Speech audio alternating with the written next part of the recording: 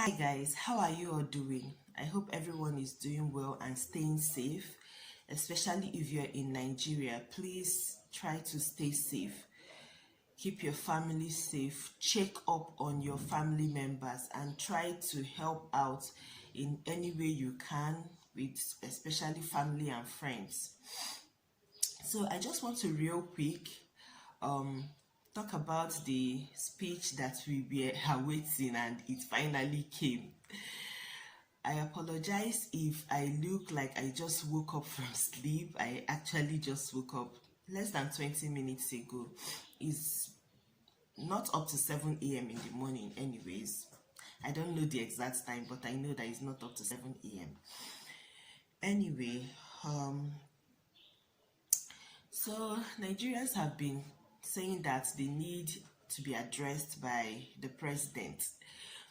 Well, the presidency, because right now we don't know if the person that was voted in as the president of Nigeria is still the person occupying the seat of the president of Nigeria. So that rumor is out there. But finally the address came yesterday by 7 p.m. And first of all, let's just say that it was pre-recorded. They have been giving Nigerians address that has been pre-recorded for a while now. You don't get to see the president of your country live anymore. And it was more than 2 days, let's just say over a little over 48 hours that the Lekki massacre occurred, and we were thinking that it's too long a time for you to address the people of your country.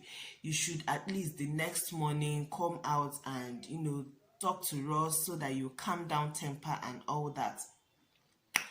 What do I know? I am not in the presidency. So they took their precious time, and 2 days later they were able to record something of about 12 minutes long and put it out for you. If you like, watch. If you like, don't watch. What do they care? So the summary of what the speech said was that, first of all, you people are still lazy, okay? We have these amazing schemes, Empower and Co, that you will just go and register and wait for as long as possible. Register every single year if you have to, and maybe after 5 years we'll consider you, give you a job and pay you 30,000, and you should be happy. Secondly, they said, oh, the people of the uniform men and women that died, we're sorry that you lost your life for this cause. There was nothing about the fact that the uniform people were killing civilians in the first place, and that was why people were on the streets. Never mentioned. And then he went ahead to talk about protesters destroying the peace of the country, protesters attacking the sanctuary of the Oba and all that. Did not mention the fact that the reason why it was not the protesters doing this. We already know. We saw vehicles of the police people dropping and picking up touts, so we know. I think I saw a video that someone said they promised to give them 1,500 naira if they do all those things, and they were never paid. So yeah, we know who was infiltrating the protests. So we know. But now it's called that it's the protesters. I'm not going to doubt the fact that a few touts probably joined in all this destroying of properties and all that. I will not doubt it. The country is bad, okay? And it's not that I'm justifying what happened, but I'm saying that it was not the protesters. And I'm saying that the uniform people instigated this, okay, so that they can, convert the protest into something else and target something else. As we saw, it's what happened actually. And he went ahead to excuse me. He went ahead to tell the international people that are tweeting and mentioning these NSAS to shut up and stay in their lane. After all, SARS has been renamed because according to him, they have ended SARS.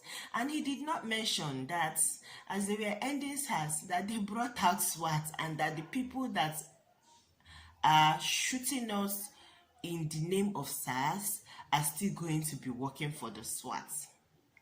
Not mention that, oh, he forgot, I guess. He probably had amnesia from reading that long speech that is 12 minutes long. Oh, it was quite a short speech, but he said a lot. If you actually watched, God, it took all the energy in me to sit down and watch. That 12 minutes felt like 3 hours to me. You guys, I'm not even lying. But I needed to hear, okay? So that I can tell you. And he also mentioned something else. He mentioned, okay, yeah, I've said that the international body should just shut up and mind their business. Yeah, he said that. But in all the speech, he never said anything about what happened at Lekki. It never happened. According to them, it was never mentioned. There was no mention of it. It never happened. And I don't know if you guys read or watched the speech of the military, whatever, the guy that is in charge of the army. He said that those are videos that were doctored, photoshopped. These people must really think that we are Dundee. We must be really stupid. We are fools. So IG live videos are now doctored videos. They are now photoshopped videos.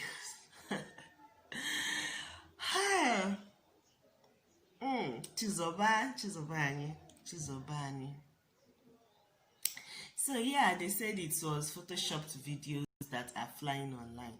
And I don't know if they were the ones that paid Instagram and Facebook some amount of money to shut down the hashtag. If you've noticed, every other post you made on Instagram and Facebook and you use hashtag NSAS, yeah, as of yesterday evening, they put out should I say a message that they've resolved the issue. But for 2 days after the massacre, they were deleting every single Instagram post, Facebook post that had the hashtag NSAS, and they were tagging it as false information. Falz had an interview with CNN. I watched it last night, and I'm so proud of him for repping us. You guys, it will take him nuts in him. Might not be as rich as the politicians, but he can actually leave Nigeria and go back to UK or America, or he can actually travel out, okay? But he's here fighting with us. So yeah, I'm proud of him. I'll put the link to that interview in the description in case you're interested to watch it. So basically, our president didn't admit that anything is happening, anything bad is happening in the country. He just told us that he will not tolerate. That was the final thing that he said. Bust my brain. That he will not tolerate any more protest. We should just move about our business. That what has happened has happened. Move about your business. We're not gonna tolerate any more of this nonsense from you guys.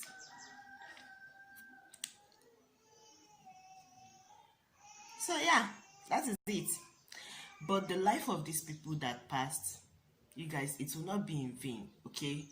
If you're on Twitter, Facebook, Instagram, just still use your platform, tweet, post, use the hashtag NSAS. We already know that it seems like we are not going to get help from other people apart from ourselves. So we can't stop fighting, okay? If you can afford to live with your family, I won't even tell you to stay. It would be very hypocritical of me to say that, because if I can afford it, I will leave, okay? If I can afford to get immigration visa for my entire family, I am leaving. I am leaving this country. So if you can afford it, it will be very hypocritical for me to tell you, oh no, don't do it, stay and fight. But if you leave, you cannot abandon the country as you're leaving.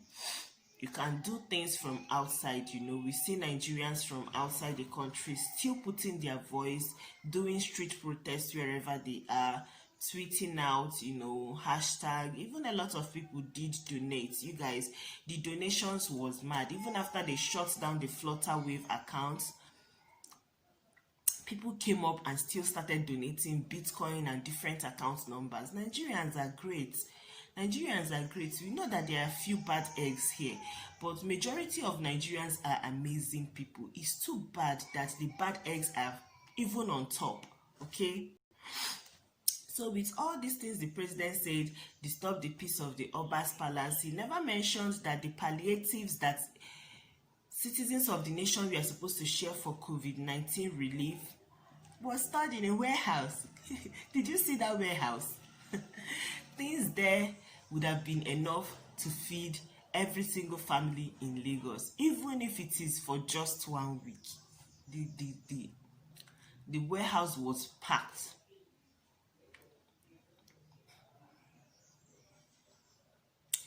Anyways, I am going to go now and prepare breakfast for my family. Nigeria, which way? Which way? Leave your thoughts in the comment section. I'd like to hear what you think about this speech and what is going on in general. How do you feel? How is your morale? Me, I will not lie, my morale is very weak, but I'm still very optimistic and I'm trying to be hopeful and positive. So, we move. This is not stopping. These people are not dying in vain. We move. Thank you for watching. I'll see you in my next one.